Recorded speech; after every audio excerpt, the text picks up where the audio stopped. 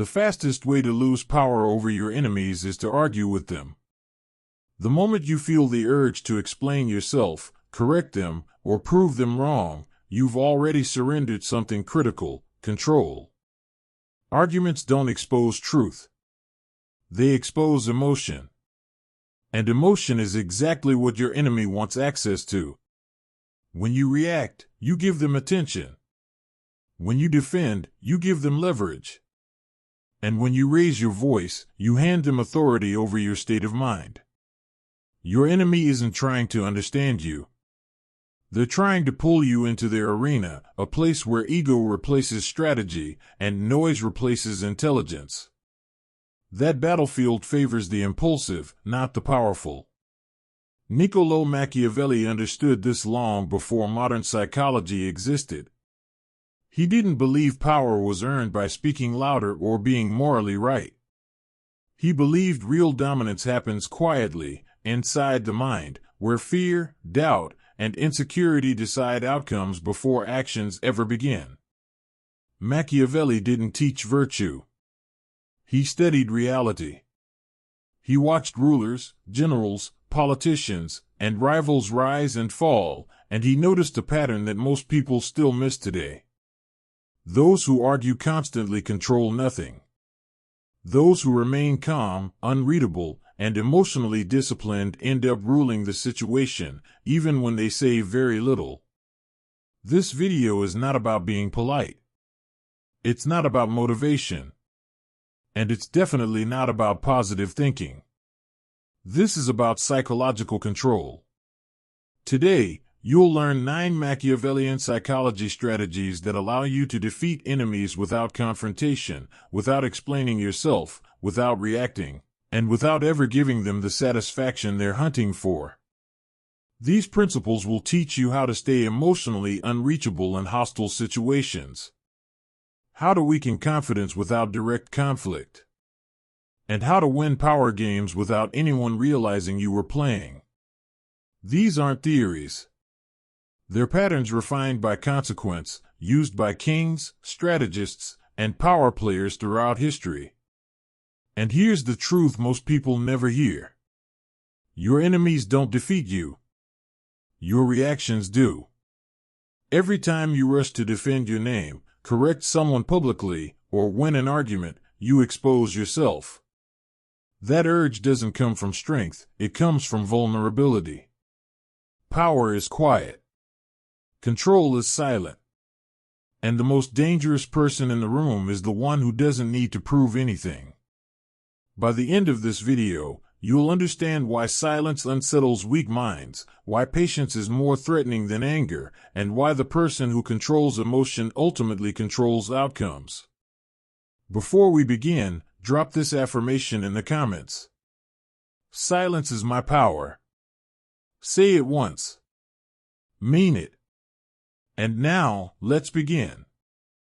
Number 1. Silence is psychological dominance. Real power begins the moment you stop reacting. The instant you feel the urge to respond, explain, or defend yourself, you've already stepped into a frame that someone else built. Silence destroys that frame. It removes you from their game and forces them to operate without guidance, without feedback, without control. When no response comes, pressure doesn't vanish, it moves.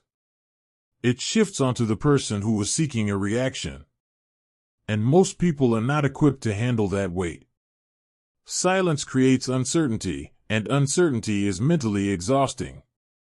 When people can't read your intentions, they begin inventing them. They replay conversations that never happened. They analyze expressions that were never given.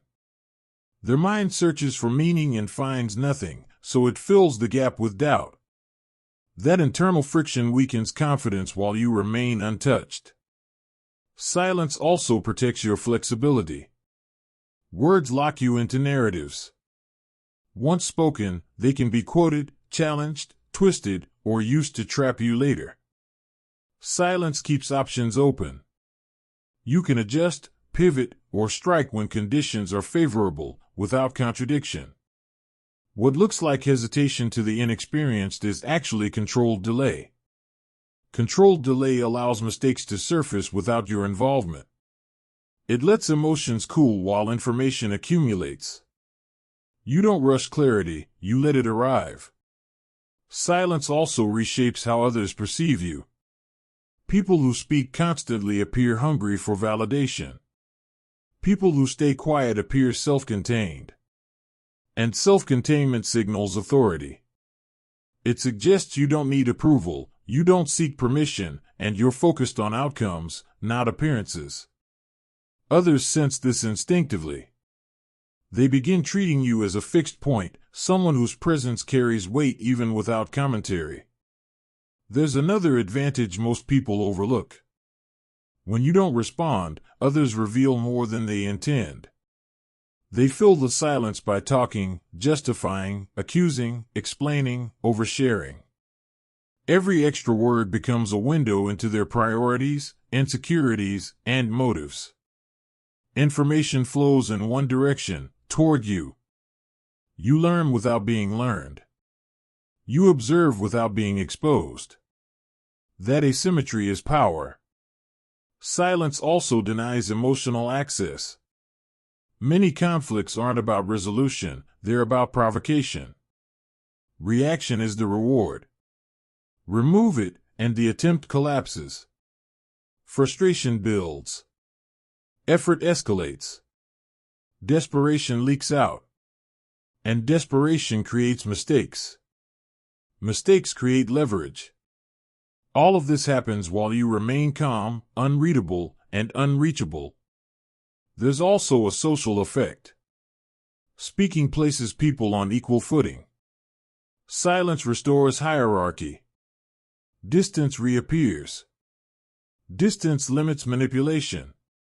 Those below reach upward. Those above do not chase downward. Position clarifies without confrontation. Most importantly, silence disciplines you. It trains you to act from calculation instead of impulse. Impulse is expensive. Calculation is efficient. Over time, this restraint compounds. Fewer words mean fewer regrets. Fewer reactions mean fewer vulnerabilities. Others notice. Provocations decrease. Respect increases.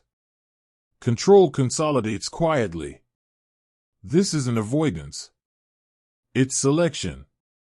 You choose when engagement serves you, and when it doesn't. And in most power struggles, silence wins faster than sound ever could. Drop this affirmation in the comments. Silence is my advantage. Say it once. Number 2, control your emotions before you control the game. Mental victory always begins internally. Emotion is the first signal people leak under pressure. The moment feelings take over, patterns emerge, and patterns are exploitable. Anger rushes decisions. Excitement loosens judgment. Fear narrows vision. Pride demands validation. Each emotional spike makes behavior predictable. And predictability is weakness. When you regulate your inner state, you remove the handles others use to move you. This isn't suppression. It's calibration. You notice what you feel without letting it decide how you act. That gap between sensation and response is where strategy lives. Most people collapse that gap instantly. They confuse intensity with effectiveness. They react fast, speak loudly, and surrender initiative without realizing it. Those who master emotional control move slower, cleaner, and with purpose. Composure changes how situations are perceived. What once felt like an insult becomes information. What once felt urgent becomes optional. What once felt personal becomes strategic. This reframing starves manipulation because manipulation depends on urgency. Remove urgency, and the script breaks. The pressure no longer works.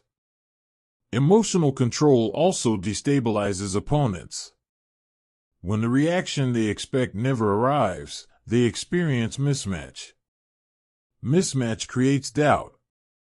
Doubt fractures confidence. Over time, repeated mismatch conditions others to hesitate before provoking you again. Hesitation is advantage. There's also the matter of reputation. People remember how you behave under stress. When pressure doesn't move you, praise doesn't inflate you, and insults don't tilt you, a reputation forms before you ever enter the room. Negotiations shift. Threats soften. Concessions arrive earlier. Not because you dominate, but because you're reliable. Reliability signals long-term thinking. Long-term thinkers are difficult to corner. Emotional discipline also protects your mental bandwidth. Emotional surges drain focus and consume attention. By staying regulated, you preserve clarity, allowing you to notice inconsistencies, timing errors, tone shifts, and subtle leaks others miss. That awareness becomes intelligence. You're not just harder to manipulate, you're better informed. There's a compounding effect here. Every time you choose restraint over impulse, you reinforce self-trust. Self-trust reduces the need for validation. Reduced validation lowers exposure. Less exposure means fewer openings for influence. This loop creates quiet authority. Authority doesn't need to announce itself. It alters outcomes before confrontation ever begins. Emotional mastery also means selective expression. You don't deny emotion, you decide where it belongs. There are spaces where sincerity is safe, and spaces where it becomes ammunition. Choosing correctly frustrates those who rely on emotional reactions to gain control. They find no entry point. Finally, emotional control governs timing. Immediate responses feel satisfying, but they often produce inferior results. Delayed responses allow context to expand and stakes to clarify. As context grows, options multiply. With more options, better decisions emerge. Waiting is not passivity. It's positioning. When you stop fighting your feelings, you start directing outcomes. Others chase reactions. You shape conditions. And once emotions no longer lead you, nothing else can. Drop this affirmation in the comments. I move with control. Number 3, let them reveal themselves. The fastest way to understand your enemy is to stop trying to expose them. Exposure forced through pressure creates defense. Defense hides truth. But when pressure disappears, people begin to talk. Silence invites disclosure. When no challenge arrives, speech expands. Expansion creates excess. And excess always contains error. This pattern is reliable. By stepping back, you turn the situation into a mirror. The other person begins filling the space with explanations, motives, and justifications, often without realizing how much they're revealing. Most people prepare lines, not conversations. They rehearse what they'll say if challenged. But when the challenge never comes, rehearsed material runs out. Improvisation begins. And improvisation exposes priorities. What someone emphasizes reveals what they value. What they avoid reveals where they're vulnerable. What they repeat reveals what they're trying to convince themselves of. You gain a psychological map without asking a single question. Another advantage is momentum control. When you don't interrupt, the other person commits to their own direction. Commitment creates traceability. Once something is said publicly or repeatedly, it becomes an anchor that limits future movement. They define themselves. You remain undefined. That asymmetry is leverage. If circumstances change, they must reconcile their new position with their own words. You are free to adapt without contradiction. Letting others speak also softens hostility. Confrontation hardens positions. Being heard lowers guard. Lowered guard invites honesty. Honesty exposes inconsistencies and ambitions that stay hidden during conflict. You don't need to agree. You only need to be present. Presence without endorsement is powerful. It encourages depth without granting approval. Depth creates clarity. And clarity simplifies decisions. There's also an intelligence advantage. Information given voluntarily is cleaner and cheaper than information extracted under pressure. When people believe they control the narrative, caution fades. They overlook implications. They underestimate consequences. Meanwhile, you observe tone, timing, escalation, and hesitation. Patterns emerge.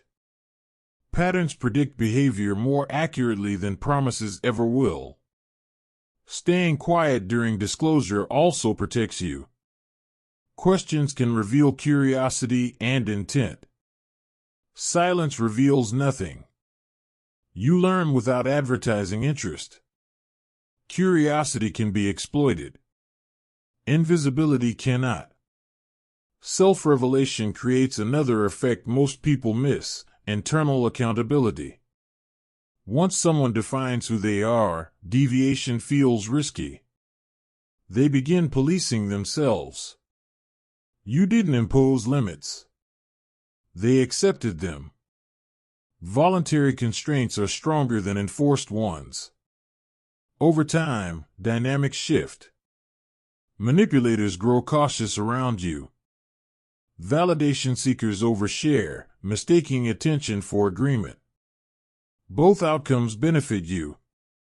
You either discourage games or collect insight without confrontation. Letting others reveal themselves isn't passive. It's controlled space management. You decide not to fill the silence, and truth surfaces on its own. When truth surfaces, decisions become obvious. Drop this affirmation in the comments. I let truth speak. Number 4, never correct them publicly. Correcting someone in public feels powerful in the moment. But strategically, it's expensive. When you expose a person in front of an audience, you don't just fix an error, you damage identity. And identity, once threatened publicly, seeks repair through retaliation. This response is instinctive. From that moment on, accuracy no longer matters to them. Status does. The situation quietly shifts from cooperation to resistance. What could have ended as a small misunderstanding turns into a long-term problem. Public correction creates enemies where none were necessary. Restraint, on the other hand, preserves leverage. By choosing not to challenge openly, you keep communication channels intact and prevent defensive escalation. Defense narrows thinking. Narrow thinking creates stubbornness. Stubbornness delays outcomes.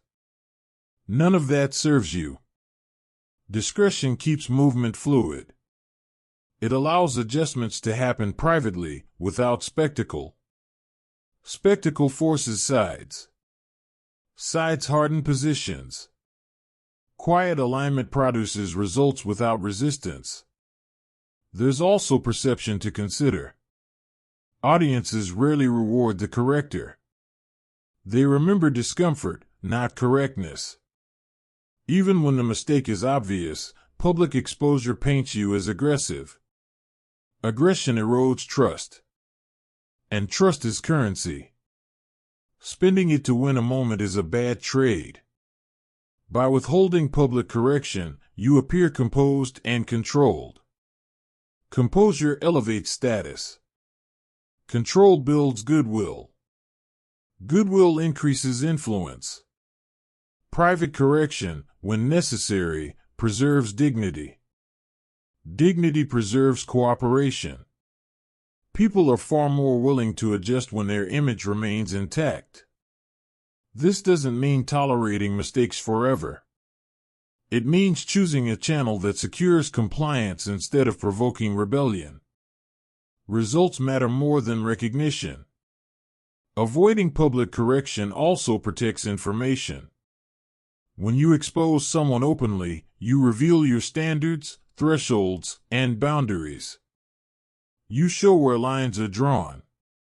Once lines are visible, others learn how close they can walk to them. Silence keeps boundaries ambiguous. Ambiguity discourages testing.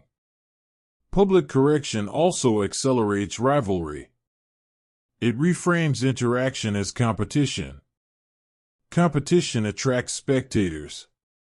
Spectators raise stakes. Raised stakes amplify emotion. Amplified emotion produces poor decisions. Avoid the first spark and the fire never starts. Strategically, patience compounds advantage.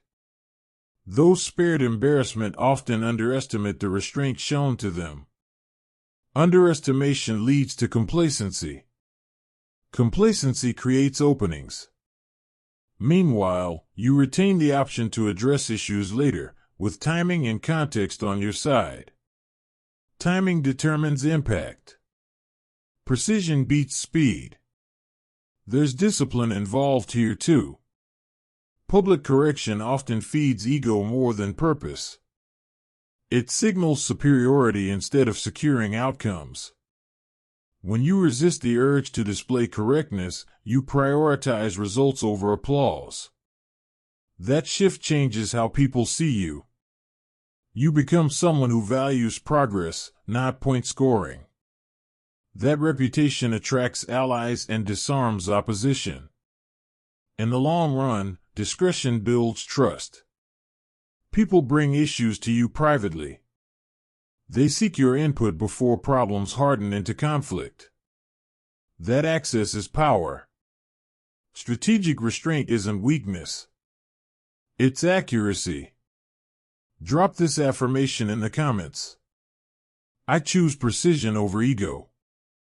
Number 5, appear weak when you are strong. Revealing your full strength too early is a strategic mistake. Visibility invites resistance. The moment people believe they've measured you accurately, they adjust their behavior, prepare counters, and coordinate against you. By showing less than your true capacity, you distort their calculations and encourage complacency. Complacency lowers guard. Lowered guard creates openings. This isn't theatrical deception. It's controlled understatement. When expectations are low, scrutiny fades. When scrutiny fades, movement becomes easier. You gain freedom without confrontation. Understatement also shifts initiative. Those who assume advantage act first, and prematurely. Early action exposes priorities, alliances, and methods. Every move they make clarifies the board. Meanwhile, you conserve resources, observe patterns, and refine timing. Strength held back isn't lost. It's stored. And stored power multiplies impact because it arrives unexpectedly. Surprise compresses reaction time. Compressed time increases errors. Errors decide outcomes. Appearing modest also alters social dynamics. Overt dominance attracts coalitions. Perceived harmlessness disperses them. When threat perception drops, coordination weakens. Independent actors are easier to manage than unified opposition. Staying below the radar keeps attention diffused. Focus attracts pressure. Diffusion grants freedom. There's an internal advantage too. Concealment disciplines ego. Ego wants recognition. Discipline wants effectiveness. When recognition is delayed, patience grows. Patience sharpens judgment. Judgment determines selection, what to pursue, what to ignore, and when to move. This restraint prevents overextension. Overextension invites counterplay. Controlled presence keeps the field flexible.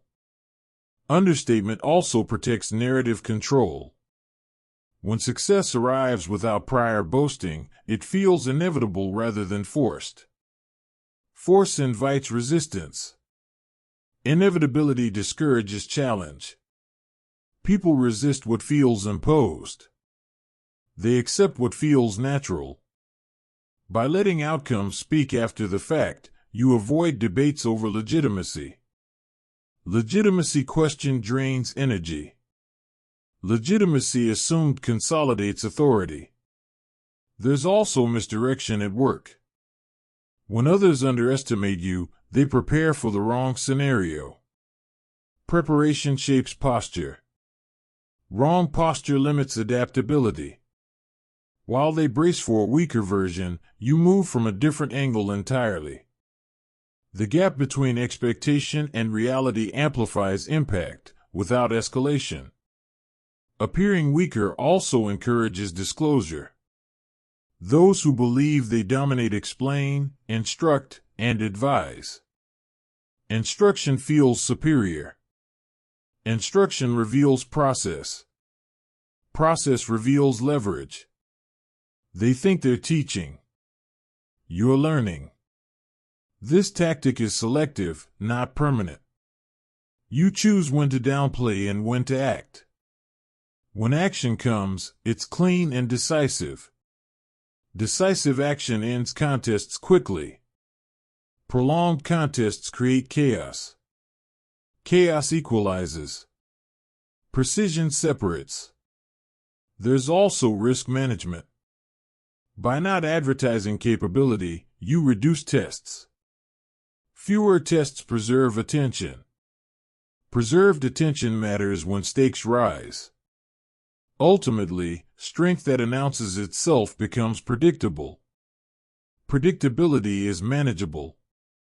Strength that stays unseen shapes behavior before resistance forms. That's the objective. Influence before collision. Resolution before struggle. Victory before debate. Drop this affirmation in the comments. I move unseen. Number 6. Win without letting them know they lost.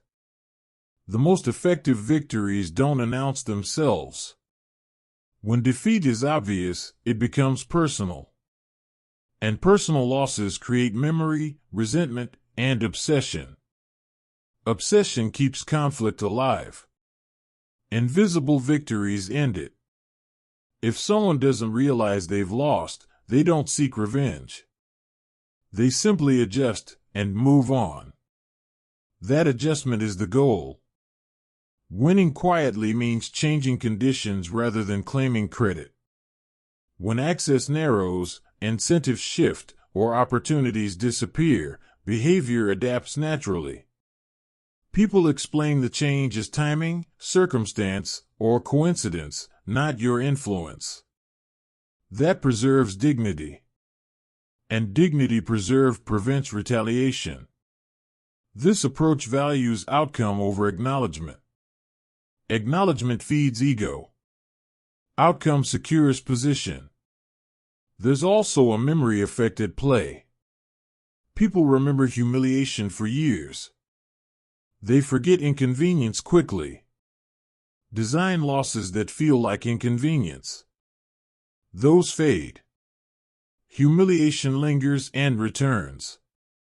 Quiet success also protects relationships. Public victories force observers to choose sides. Sides create polarization. Polarization attracts attention. Attention invites interference. Subtle resolution avoids all of it. Everyone continues as if nothing happened, except the balance has shifted in your favor. Psychologically, unrecognized loss turns inward. When people can't identify the source of a setback, they search themselves. That creates doubt instead of blame. Doubt weakens resolve. Weakened resolve reduces future aggression. This neutralizes threats without creating enemies. Strategically, invisible victory preserves flexibility. Public wins lock you into consistency. Quiet wins leave options open. You can reverse, adjust, or advance without defending past declarations. Flexibility matters in complex environments. There's also protection in obscurity. Visible winners attract scrutiny. Scrutiny attracts challengers. Challengers drain resources. By staying understated, you remain underestimated, which is safer than being celebrated. Celebration creates expectations. Expectations create pressure. Pressure distorts judgment. Quiet progress protects clarity. This tactic also demands discipline. Ego wants recognition. Recognition intoxicates. Intoxication leads to mistakes. Discipline keeps attention on the next move instead of the last win. Momentum maintained quietly is harder to stop. There's deterrence here too. When outcomes consistently favor you without obvious cause, others grow cautious. Caution alters behavior before conflict begins. That hesitation functions as deterrence without threat. Deterrence without threat is stable. Ultimately, victory isn't applause. It's realignment. When opponents don't feel defeated, cycles end. When cycles end, energy is freed for growth. Growth compounds faster than conflict ever could. Win without noise, and the result lasts. Drop this affirmation in the comments. I let results speak. Number 7. Use time as a weapon. Time is the quiet force most people misuse. When emotions are high, everyone wants immediate resolution. Fast reactions feel decisive, but they usually lock you into outcomes shaped by urgency, not advantage. Slowing down reverses pressure. The person who needs closure first is already negotiating from weakness. When you show comfort with delay, you signal confidence in the outcome. That confidence unsettles more than resistance ever could. Waiting changes the battlefield. As time passes, narratives soften. Emotions cool. Alliances loosen. What felt critical begins to look optional. What felt personal becomes procedural. Time widens perspective. With distance, you see what matters and what was fueled by heat. Decisions made in clarity endure longer than decisions made in intensity. Time also introduces consequences without confrontation. Many actions contain flaws that only reveal themselves later. By stepping back, you allow those flaws to surface on their own. Inconsistencies appear. Commitments collide. Contradictions weaken credibility. And credibility lost shifts power without you lifting a finger. Patience preserves energy. Conflict drains focus. Waiting conserves it. Conserved focus sharpens observation. Sharp observation reveals leverage haste would miss. Early leverage invites resistance. Later leverage feels inevitable. Inevitability ends disputes quietly. Time also weakens manipulation. Most manipulation relies on speed, forcing decisions before reflection. Refusing speed breaks the mechanism. Without momentum, manipulative tactics stall. Frustration replaces control. Frustration leads to carelessness. Carelessness exposes limits. That exposure changes the balance. Waiting also reshapes perception. Those who rush appear anxious. Those who wait appear secure. Security attracts alignment. Others begin adjusting to your pace instead of forcing theirs. Pace control is influence. You're not blocking. You're setting rhythm. There's a trap many fall into, believing fast responses are virtuous and patience looks evasive. That illusion forces premature action. Ignore it. Appearances fade. Outcomes remain. Over time, patience becomes reputation. People learn pressure doesn't move you. They plan differently around you. Attempts to rush you decrease. Fewer attempts mean fewer conflicts. Fewer conflicts create stability. Stability compounds power. Using time isn't inactivity. It's positioning. You step back, observe drift, and act when alignment is strongest. When action finally comes, it lands cleanly because resistance exhausted itself earlier. Drop this affirmation in the comments. I win with patience. Number 8. Never explain yourself too much. Over-explaining weakens authority. The moment you start justifying every decision, power shifts away from action and toward approval. What could have stood firm becomes negotiable. Explanations invite scrutiny. Scrutiny invites questions. Questions dilute direction. And diluted direction gets challenged. People sense this immediately. Long explanations don't sound thoughtful, they sound defensive. Defense signals vulnerability. Vulnerability attracts pressure. What began as a clear position turns into an opening others feel entitled to push against. Power communicates through brevity. Short statements imply the decision is already settled. Settled decisions discourage debate. Debate survives on gaps, and over-explaining creates many. Every extra detail becomes a handle someone can pull. Brevity leaves nothing to grab. There's also the loss of mystery. Mystery forces others to calculate without full information. When everything is explained, calculations become easy. Easy calculations reduce caution. Reduced caution increases challenge. Ambiguity keeps opponents guessing. Guessing drains their mental energy. While they guess, you move. Over-explaining also transfers responsibility.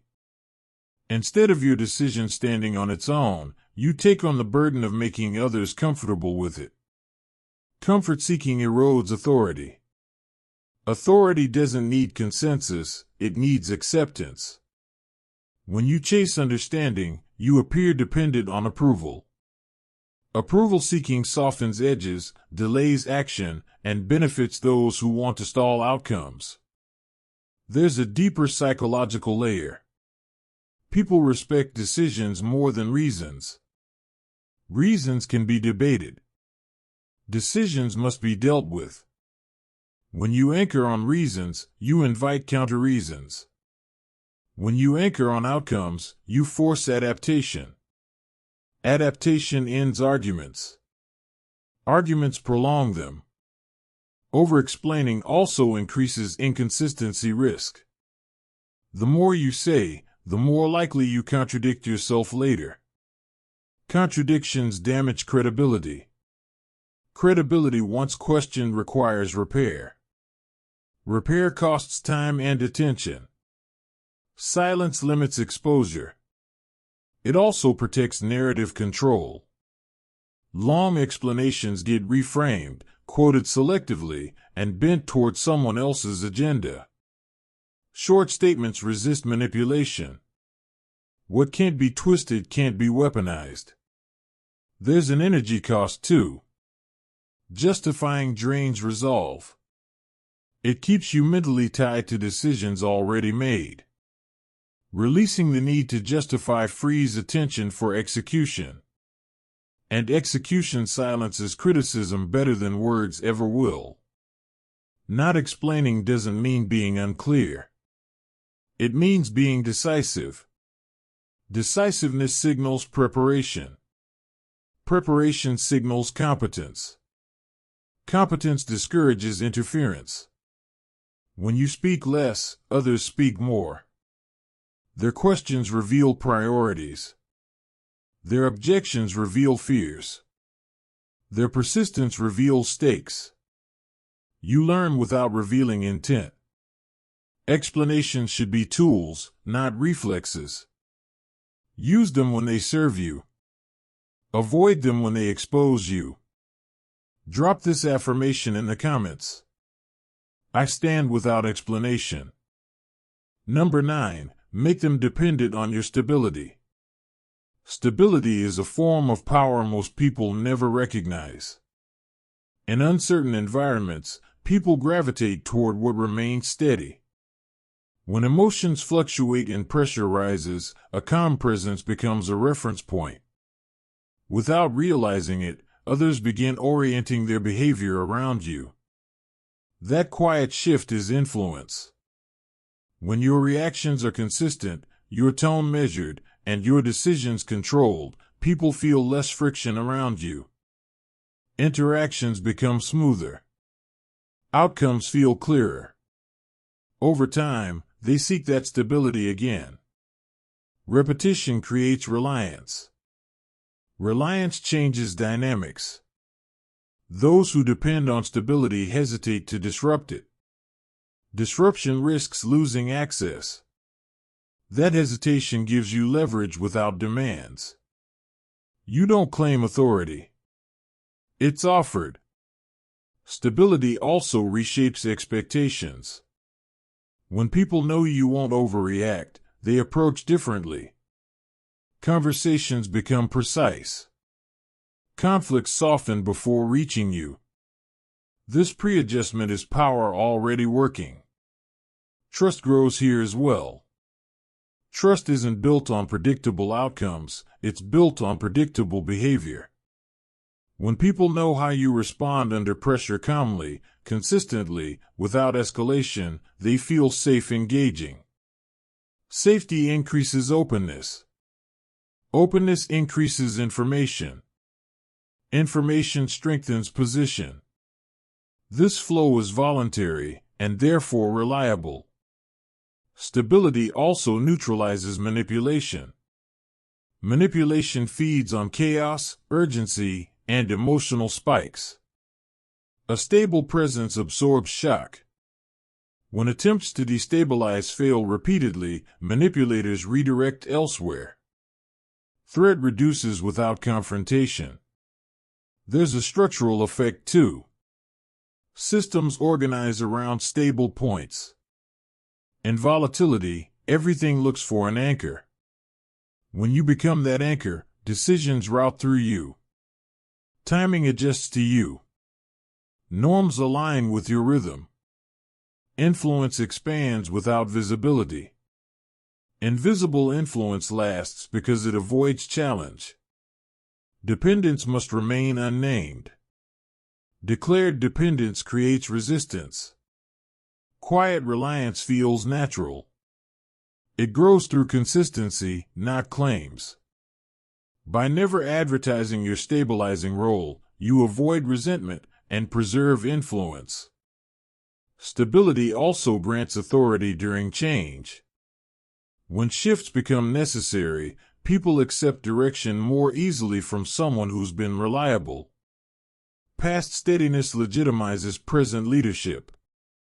Movement accelerates without force. There's a self-reinforcing loop here. As others rely on your calm, you become more measured. Measurement sharpens judgment. Sharp judgment reinforces stability. Power accumulates without noise. Eventually, authority no longer needs assertion. It appears in pauses, in lowered voices, in people waiting for your response before acting. You become the calm center others orbit. And orbit creates hierarchy without declaration. That's the final stage of mental victory. You don't dominate people, you anchor them. Anchors decide where movement ends. What you've learned here isn't about winning arguments. It's about ending the need for them. Most people spend their lives trying to prove something, to be right, to be heard, to be validated. And every time they do, they give away a little more control. Power doesn't disappear loudly. It leaks quietly. It leaks through emotional reactions, through impatience, through over-explaining, through the need to respond. The strategies you've just seen work because they don't rely on force. They rely on discipline.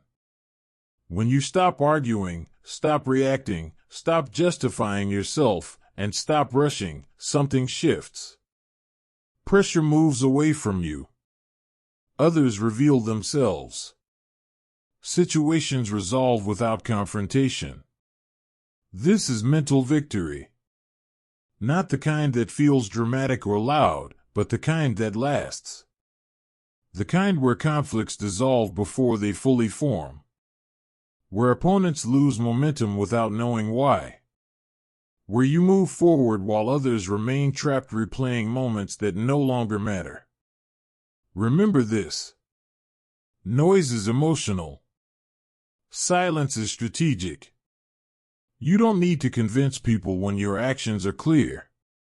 You don't need to correct everyone when time exposes truth. You don't need to dominate when stability makes others adjust on their own. True mastery isn't control over others. It's control over yourself.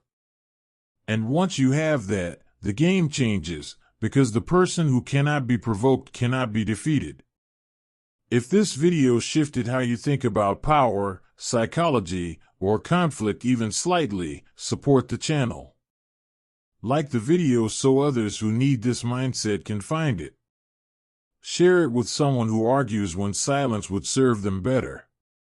And subscribe if you want more strategy, psychology, and timeless principles that actually work in the real world.